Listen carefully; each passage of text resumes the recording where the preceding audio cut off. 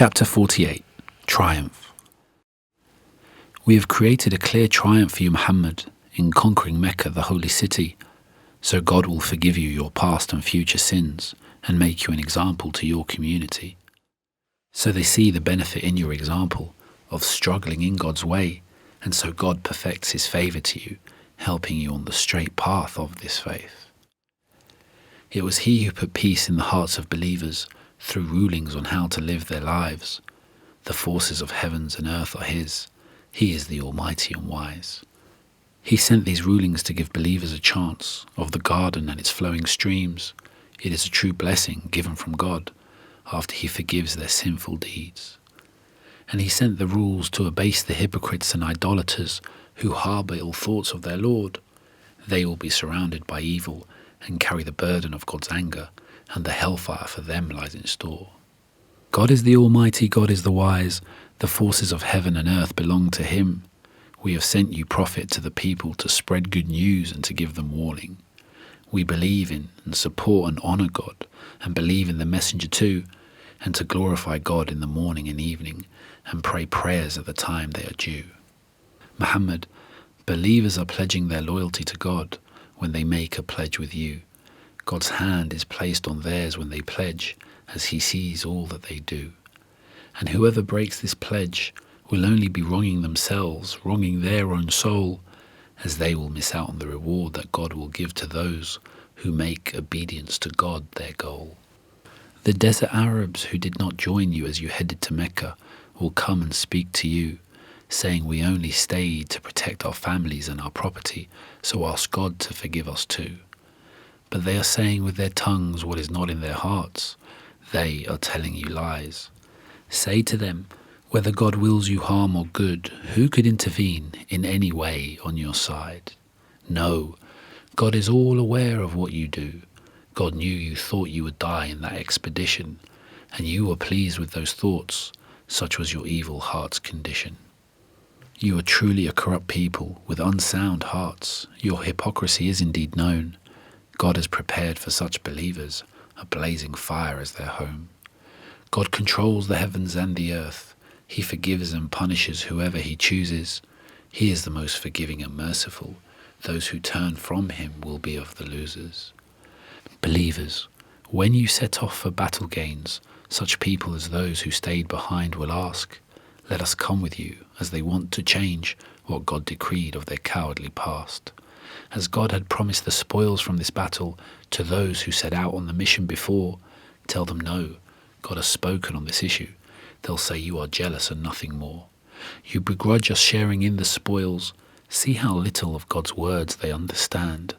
Tell them you will be called to face a mighty people in a war that is close at hand. If you obey, God will reward you well, but if you turn away as you did previously, you will receive a mighty punishment that will weigh upon you heavily.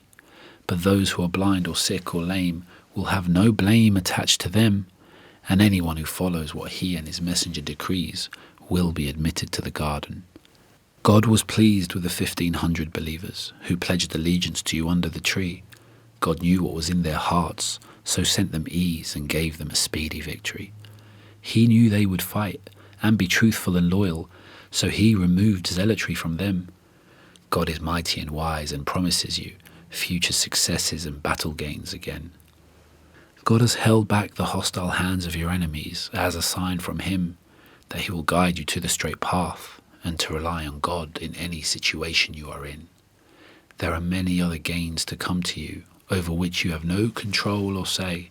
God has full power and control over all things, as by Him all things are made. If the disbelievers of Mecca had come to fight you before the treaty, they would have taken flight, as they would have none to protect or support them against the power of God's might. Such is the way God deals with disbelievers, and it will always be that way. You'll find no change in how God deals with the disbelievers. God's promise is true in every way. It was God who held back the 80 Meccans who came to kill you, Muhammad. He ensured that you detained them, and after the treaty of Al-Hudaybiyah was signed, He allowed you to set them free again.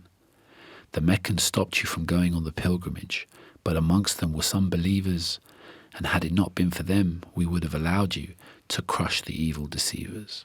But because the righteous were in their midst, God knew you would rush in and kill them too, and the sin of killing a believer would have fallen upon some of you. God gives of his mercy to whoever he wills, and if those believers were identified and separated, God would have let you storm the Meccans with your swords and left them annihilated. Those disbelievers had ignorant fury in their hearts, but God gave the believers peace and tranquility. God has knowledge of all things. They held firm to the oath they made and instantly obeyed me. They did not seek to continue to Hajj that year, but made a truce to return the next. And though some Muslims felt the truce not in their favour, they agreed that God knew best. And next year God truly fulfilled the Prophet's vision that he would go on Hajj and feel safe, shaven-headed or with cropped hair, standing at the house in the most sacred place. God knew what you did not, and he granted you this triumph with speed. It is he who sent this religion of truth to prevail over all others indeed. God suffices as a witness that Muhammad is his messenger, and those who follow him comply, in being harsh with those who disbelieve, and gentle and compassionate with Muslim allies. They are the ones who kneel and prostrate and seek God's bounty and pleasure. They are the ones with light of prayer in their faces. They are the ones who seek the garden's treasure. They are pictured in the Torah and Gospel as being a seed that starts to grow, becoming strong and thick and rising on its stems, bringing delight to those who sow. Such is the example of the believers, who were once weak and their numbers few, but then they sought strength in a wholesome way, and their numbers vastly grew. God enrages the disbelievers through them, as their numbers grow and they obey him.